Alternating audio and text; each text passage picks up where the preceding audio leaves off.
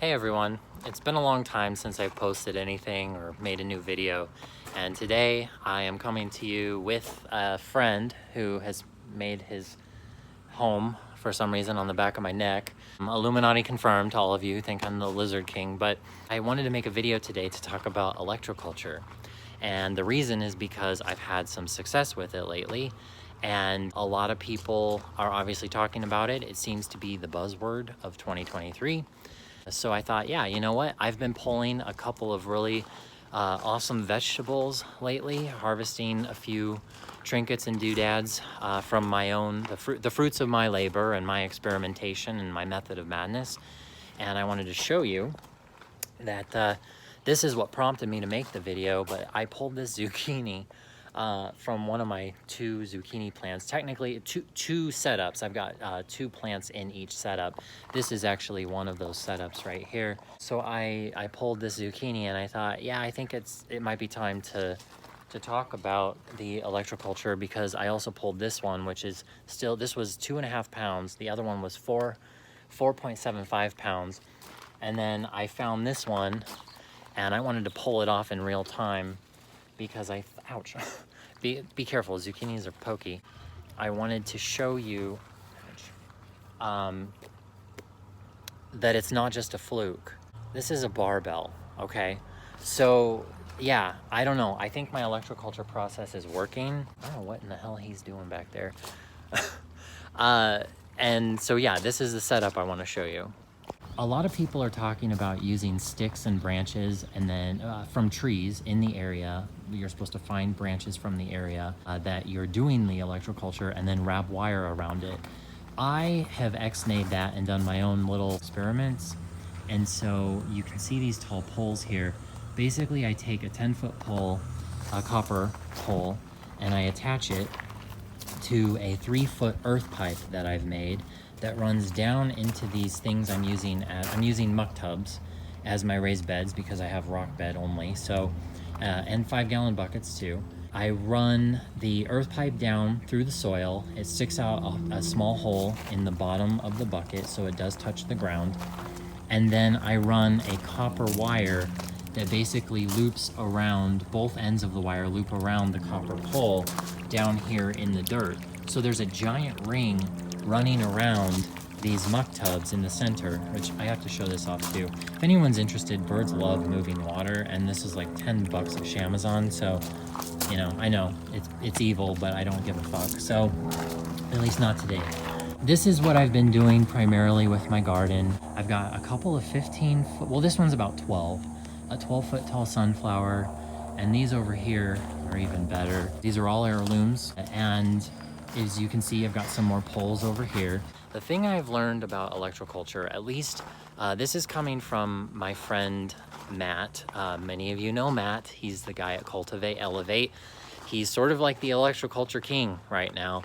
And to those of you who email me and say, are you friends with Matt? And for those who email Matt and say, are you friends with Mitch? You can rest assured, yes, we are. You can stop asking now. You can tell us apart by the number of swears we use. I think he's currently at 0 and I'm at fucking infinity.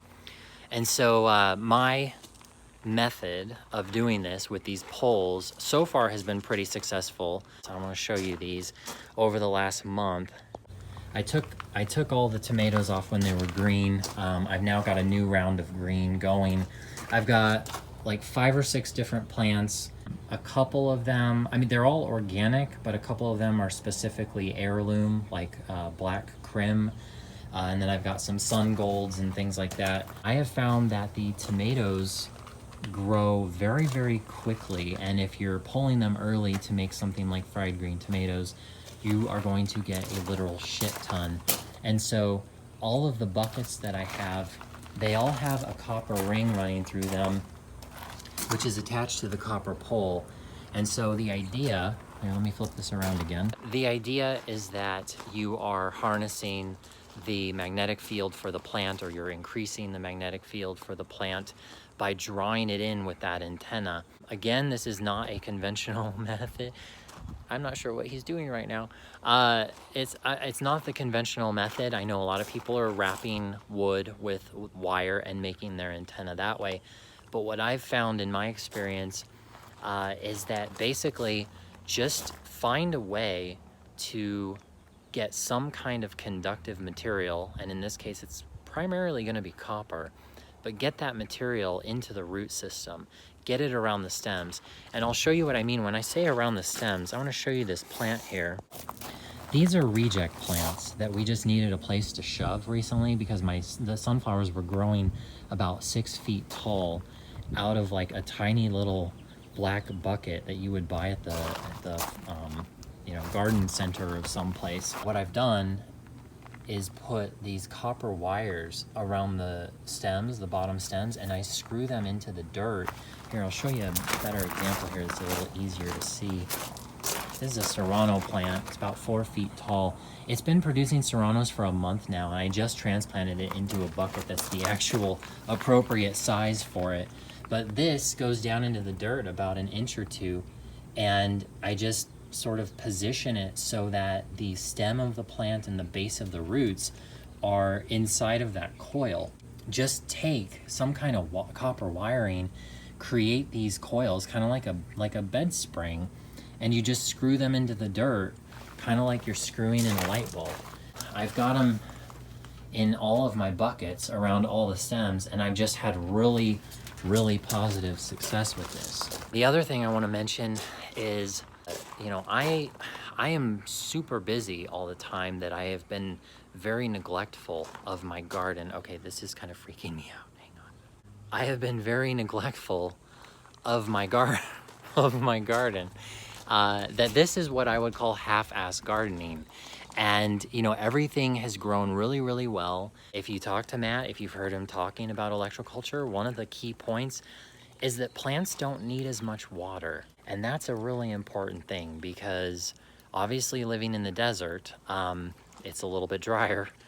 And it seems to me, in my experience, I can't say this is absolutely certain, but it seems to me that normally I would have a sunshade up by this time of year. I hate putting the sunshade up because it blocks about somewhere between 30 to 70% of the sun's rays, and it slows down the growth rate. And it's meant to obviously reduce the heat and the intensity that slows down the growth rate as well.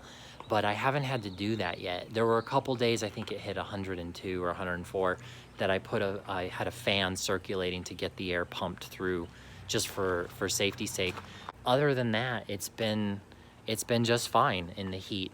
And it hasn't, as far as I've seen, the fruit production, like with the tomatoes or with my basil leaves, with peppers. I've got a ton of peppers in the greenhouse as well. You know, they're all growing pretty heavily. I take a bucket of peppers in about every night.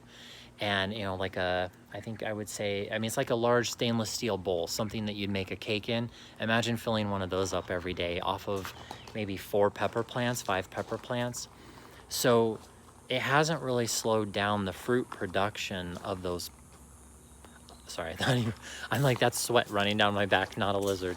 So it doesn't really slow down the fruit production. I believe Matt was the one that told me this, that you can typically grow a bit more in the same square footage when you're using some type of electroculture conductivity.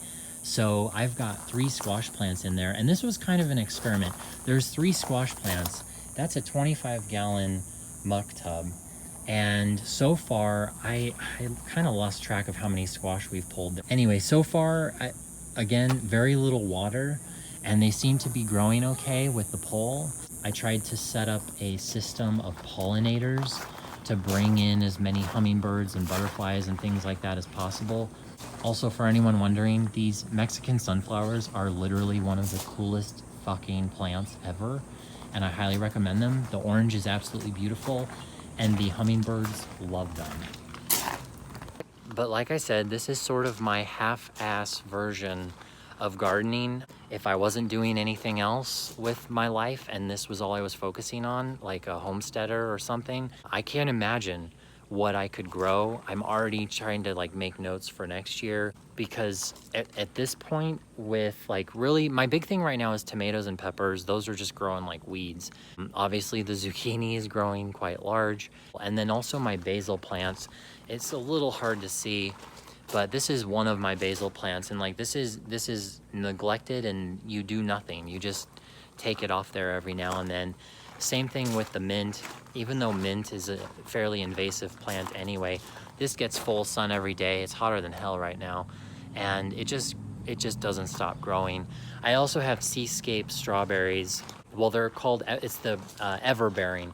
Everbearing meaning that you get a little bit for a longer portion of the year, as opposed to one big rush around June, which is why they call them June berries. Most of what you buy at the grocery store is June berries, where you get like one and done for the year. Last year, my strawberries, I probably got, you know, one or two every few days. It's like, it's not a ton. I've noticed the strawberries aren't really, they're faster, but they're not like that fast. The zucchini is a fucking obvious given.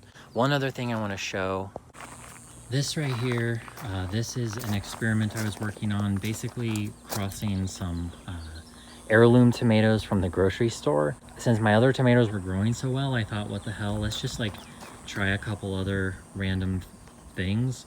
And so I think these might have crossed with some sun golds that I have. And yeah, they're very small heirloom tomatoes that I'm not sure, they don't really look like heirlooms, but it was an heirloom seed when I started. And so I don't know, they were the only thing next to my sun golds, and I was surprised that they were producing at all. But so far, so good.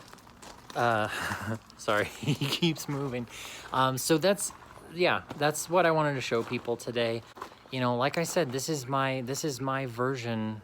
Oh, look, we got ourselves another little friend. Every time the lizards get in the greenhouse, I have to laugh, because I know that then the only way they're getting out is with my help. And they look at me and they think, God damn, this motherfucker again. And they realize they stepped in dog shit, and that the human is gonna help them to get out of their predicament. But yeah, this is my half-ass version of gardening, and it's been whole-ass successful. So I would recommend to anybody that's interested in any kind of electroculture, just give it a shot with a couple of plants. Get some wires, screw them into the dirt, get some copper around the root systems of your plants. It's really just, I think, about harnessing an energy field around that. And obviously use some organite, because I should be promoting that more, but again, I said we weren't here to talk about that today. I'm incorporating both. And, you know, right now the results have been nothing but positive. If you're interested in electroculture, go talk to Matt. Do not email me. Don't waste your time. I'm not a professional. I am not the go-to. It is not my purview to talk about. I am of the fuck around and find out mindset. This is my fucking around and finding out, which I wanted to show you today. So on that note, the only other thing I want to show is the shirt. I have to wear this, obviously, because it's me. And it says Wave Dangers down at the bottom in Tavistock font. I don't know if you can buy it. I got it as a gift from a friend. I have no idea where they got it, but I thought it was perfect. The only downside is that when I wear it in public, nobody even bats an eye or realizes, because I'm surrounded by zombie territory. Again, like, if this is what I can do neglectfully in my spare time and be successful with it, then I can't imagine what somebody who's really focused on this could be doing with the time that they have. So aside from that, is there anything you wanted to say? No, I think he's pretty quiet today. I hope other people are out there doing what they can to change some frequencies. If you're not doing anything to bust towers, please go do it.